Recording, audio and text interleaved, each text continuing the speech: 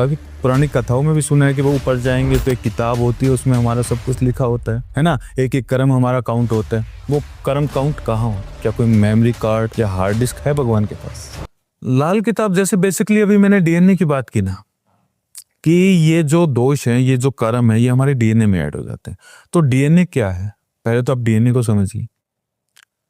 DNA को भी एक उदाहरण देके समझाता हूँ कि आपने सुना है कि भगवान हमारा एक एक कर्म लिखता है, एक एक कर्म हमारा नोट होता है। काफी पुरानी कथाओं में भी सुना है कि वो ऊपर जाएंगे तो एक किताब होती है, उसमें हमारा सब कुछ लिखा होता है ना। एक एक कर्म हमारा काउंट होता है। वो कर्म काउंट कहाँ होता है? क्या कोई मेमोरी कार्ड या हार्ड डिस्क है भगवान के पास? इतनी बड़ी मेमोरी कार्ड या हार्ड डिस्क जिसमें इतने सारे कर्म नोट कर किए जा सके एक आदमी के, वो और कुछ नहीं है, वो हमारा डीएनए ही है। हमारे डीएनए में ही ये सब डाटा फीड होता है। एक आदमी के जो शरीर में डीएनए का जो होता है, उसका वजन पता है कितना होता है? 60 ग्राम। तो एक अप्रोक्स निकाला कि 60 ग्राम डीएनए का वेट होता है, ठीक है।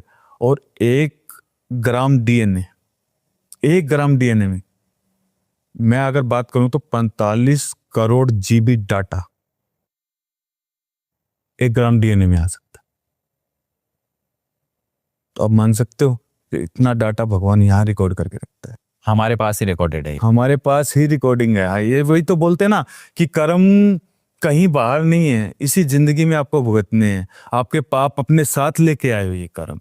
और आपको एक शॉकिंग बात बताऊं, इस दुनिया में जितना भी डाटा है ना, नेट पे पड़ा है, फेसबुक पे, इंस्टा पे, यूट्यूब पे, अगर पूरे डाटा को आप इकट्ठा कर लो और मानव के डीएनए में डालोगे तो पता कितना डीएनए खर्च होगा?